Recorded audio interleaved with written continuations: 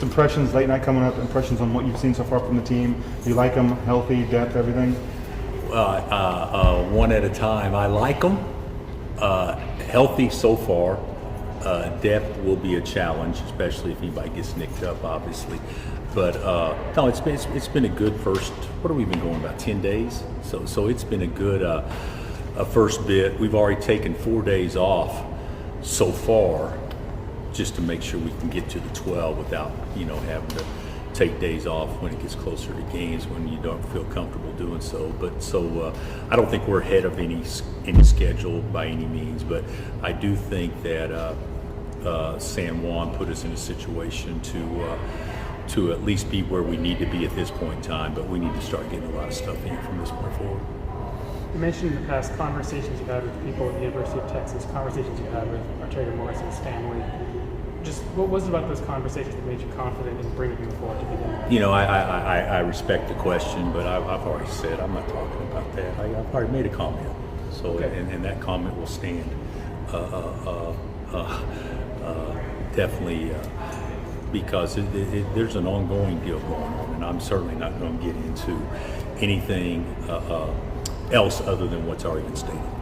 Well, could you shed any light, maybe the same answer, but could you shed any light on just the process of bringing him here before? Well, there was, it was obviously well vetted. So. You've got a pretty new roster, similar to a couple of years ago. Chemistry, do you like it? Does a trip to Puerto Rico help get guys closer? I think that the chemistry has been good. I think that the summer certainly put us probably ahead since we have so many new faces, even though our core is still the same with Juan and KJ and Kev. But I think, Dave, the chemistry is certainly one that I don't know that we're ahead of schedule, but they certainly seem to like playing with each other. KJ is still broad, his legs are big, he looks a little bit leaner. Was that important for him to go to the 4 to be able to move more against different guys? I think KJ could play anywhere you put him. So I don't think his body has changed because he's playing more on the perimeter. I think it's just a natural deal when you. I'll put it to you like this: he's got pretty good genetics when it comes to his physical development, because he seems to me, as you say, to be look better even now than even last year, and last year he looked pretty good. So. How do you tackle the depth issue? What are things you can do to make it less of an issue, and can that start now? Does that have to be in season? What are you looking at next? We got 10. 10 is plenty.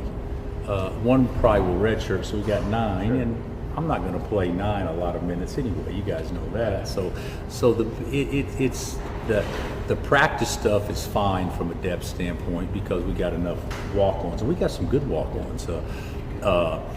So that doesn't really bother me. What would bother me would be injuries, and I don't know how you prepare for that now. I'm not really into load management at this juncture of the season. So what we could do is be open to bringing somebody in at Christmas. You could do that, and then you could add some depth on the perimeter and could eliminate some of that, if that's an option, which right now we're certainly looking at that. Are there players available?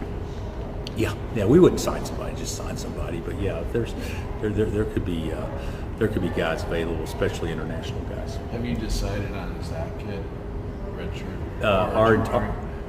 I don't think Jamari will be a guy that we could look into doing that now. I think Zach still is, and the arrangement that we had with Zach and what he wanted, I think, is very fair of what he requested. So unless something changes on the interior, I do see Zach still redshirting at this juncture.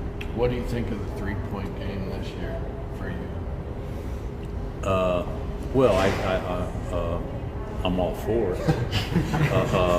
I actually think that we probably shoot it better than what maybe it's been given or I've said that we've shot it, because I always say that will be a concern that we have to address, consistent perimeter shooting. So naturally, that's what everybody will look to, which is true. But we got guys. Kevin's much improved. Juan is much improved. Nick and Johnny can really shoot the basketball.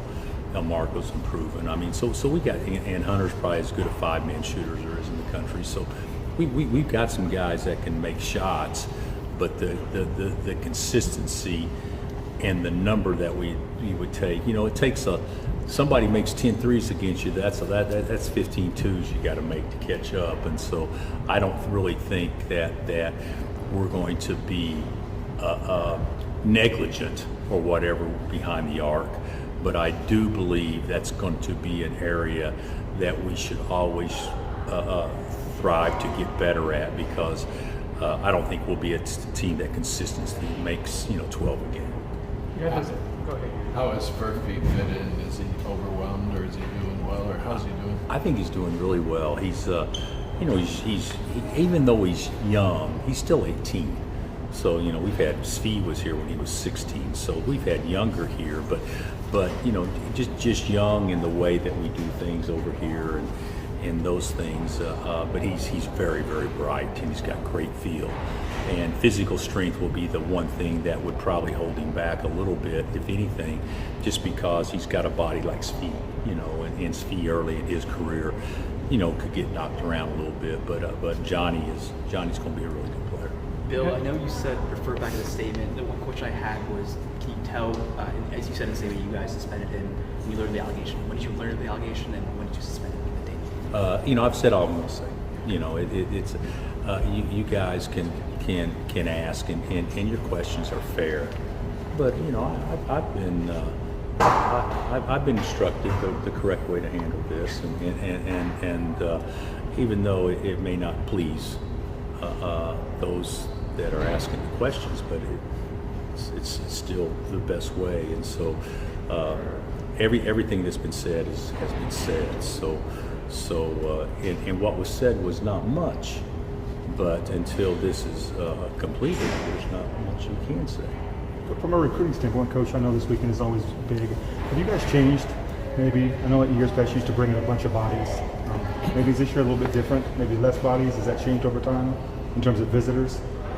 It's term green and visits. Yeah. Last year we brought in I think we brought in 12 or 13 or whatever. And so the thing about it is, not always do you guys know all the guys that we bring in. There's one or two that can sometimes sneak through the cracks. So the NCAA limit, it varies over time. I think it's,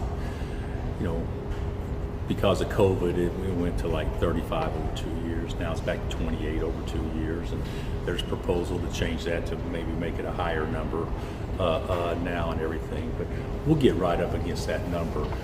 What we won't do probably is bring as many in early, because you may want to save some for the portal later. You had those extra practices ahead of Puerto Rico, and you had the shortened boot camp as a result. Just how do you see the benefits of those extra practices still being borne out as the preseason goes on? Well, the biggest thing is, I would say, would be getting an idea on how we want to play. So I think they have a better idea, simple concepts conceptually of how we want to play. So I think that the extra 10 practices were really good for us.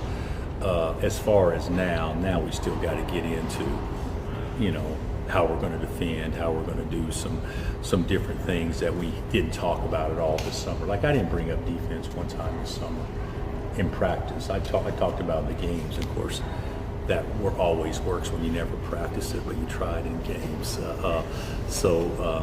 We'll get better in those areas, I think, quickly, but we got to spend a lot of time on defense. How important is a sellout, so to speak, at late night? I don't. Full house, whatever. Yeah, I don't know exactly. You guys probably know better, because I was told that they gave people an opportunity to get their tickets or reserved a spot for them, and I was told that filled up immediately. Am I accurate on that? So what that means now, the people that reserve the spots need to show up, because in the past, you know, it didn't matter if you reserved the spots or not. There were people that, through general admission, that would be there to fill those spots if seats were available. So I'm sure that will discourage people from thinking they can just show up and get in.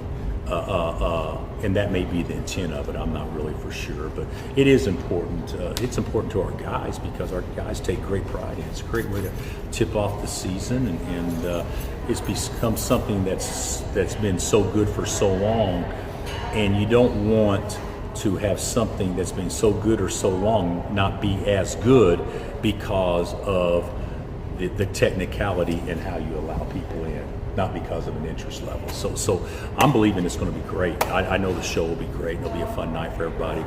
We've got new lighting and new sound systems. So, you know, at least when Flo Rida plays at the end of the evening, we should be able to recognize a couple of the words, because in my mind, the sound system hasn't been that great that when I didn't even recognize all of Snoop Dogg's songs at that particular night. Was that one of Larry Brown's greatest accomplishments, bringing late night here? No, I think Larry Brown winning a national championship, I still think that ranks higher.